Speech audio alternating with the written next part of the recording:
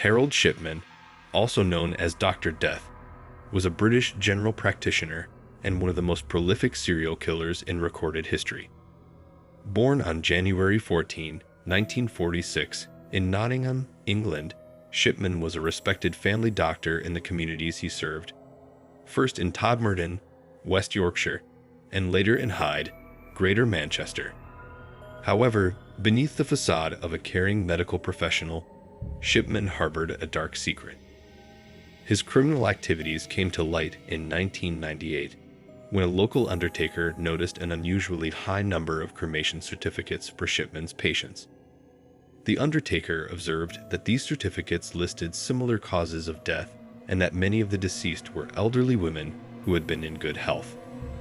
Concerns were raised to the police, but the initial investigation was inconclusive.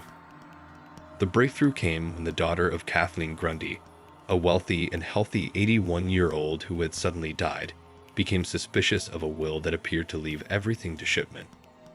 This prompted a more thorough investigation, leading to the exhumation of Grundy's body and the discovery that she had been killed by a lethal dose of diamorphine, a form of heroin. Shipman was the last person to see her alive and had forged the will. Shipman was arrested in 1998 and charged with 15 murders, though the investigation suggested he might have been responsible for over 200 deaths over a 23-year period. In 2000, he was found guilty of killing 15 patients by administering lethal doses of painkillers and was sentenced to life imprisonment without the possibility of parole. The vast majority of his victims were elderly women who were in relatively good health before their sudden deaths. The Shipman Inquiry, a comprehensive investigation into his crimes and the policies around medicine and healthcare practice, followed his conviction. It concluded that Shipman had killed at least 215 patients between 1975 and 1998, and there was a serious suspicion that he might have been responsible for 45 more deaths. Shipman's motives remain unclear, though various theories have been proposed, including a God complex, a desire for control, and possible mental health issues. His case led to significant changes in the UK, including reforms in the monitoring of medical professionals, the procedures for issuing death certificates, and the regulation of controlled substances. Harold Shipman was found dead in his prison cell at Wakefield Prison on January 13, 2004, having hanged himself a day before his 58th birthday. His death marked the end of a chilling chapter in British criminal history, leaving a legacy of betrayal and a profound impact on the trust between patients and their doctors.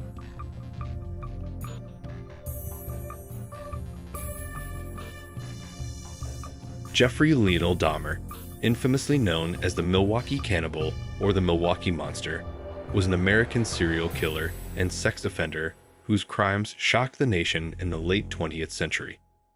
Born on May 21, 1960 in Milwaukee, Wisconsin, Dahmer's early life appeared relatively normal, but beneath the surface, there were signs of trouble.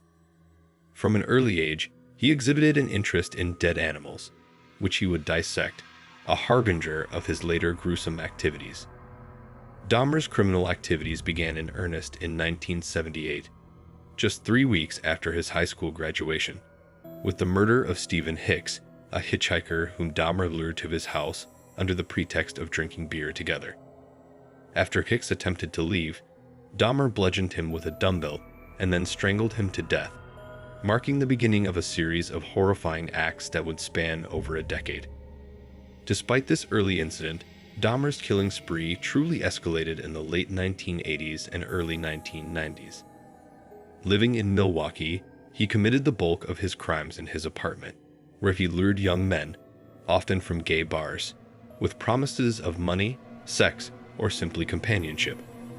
Once back at his apartment, his victims were drugged, strangled, and then subjected to acts of necrophilia.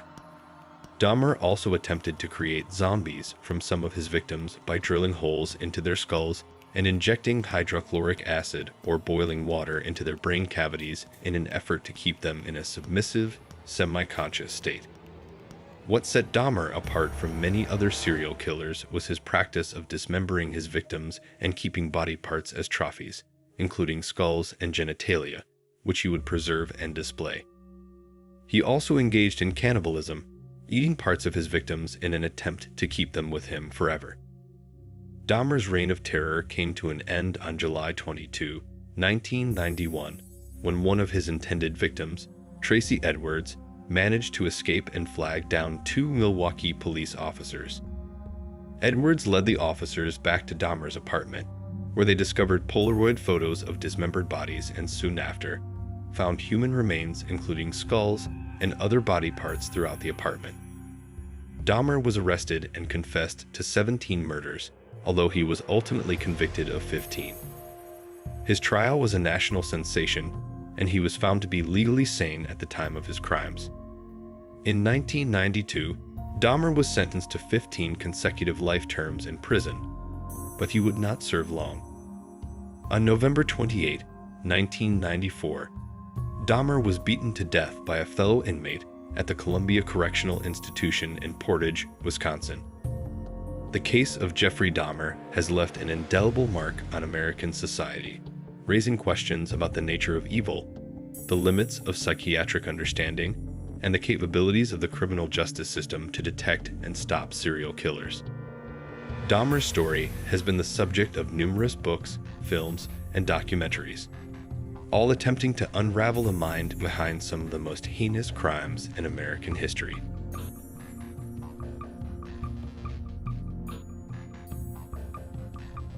Edmund Kemper, also known as the Co-Ed Killer, is an infamous American serial killer who carried out a series of gruesome murders in the early 1970s. Born into a troubled family on December 18, 1948, in California, Kemper's early life was filled with signs of distress and dysfunction. His parents divorced when he was young, and he had a notably contentious relationship with his mother, which would later play a significant role in his criminal behavior. Kemper's journey into crime began at an alarmingly young age. At just 15 years old, he killed his grandparents, stating his desire to experience what murder felt like. This early act of violence landed him in a state hospital for the criminally insane. Remarkably, after convincing psychiatrists of his rehabilitation, he was released at the age of 21, a decision that would have fatal consequences. Following his release, Kemper tried to integrate into society. He attended community college and even aimed to join law enforcement, but was rejected because of his towering height of 6 feet 9 inches. Despite this setback, he nurtured a fascination with the police, befriending officers and immersing himself in the world of law enforcement from the periphery. Between May 1972 and April 1973, Kemper embarked on a horrifying killing spree, claiming the lives of 8 individuals. His victims included 6 female hitchhikers, whom he picked up under the guise of offering a ride, only to murder them in secluded locations. After the killings, he would take their bodies to his home, where he performed acts of dismemberment and necrophilia. The spree culminated in the murders of his own mother and her best friend, a final act that seemed to bring an end to his violent impulses. Following these last murders, Kemper surrendered to the police, confessing to his heinous acts. Kemper's trial revealed the extent of his brutality, and he was found guilty of 8 counts of first-degree murder. With the death penalty suspended in California at the time, he received a life sentence. Since his incarceration, Kemper has been an object of study by criminologists and psychologists, offering insights into the mind of a serial killer through interviews. He has expressed remorse for his actions, shedding light on his psychological state and the motives behind his crimes. His ability to manipulate those around him, including professionals who deemed him no longer a threat, underscores a chilling aspect of his personality and has contributed significantly to the understanding of serial killers. Kemper's case remains a stark reminder of the complexities of the human psyche and the capacity for darkness within.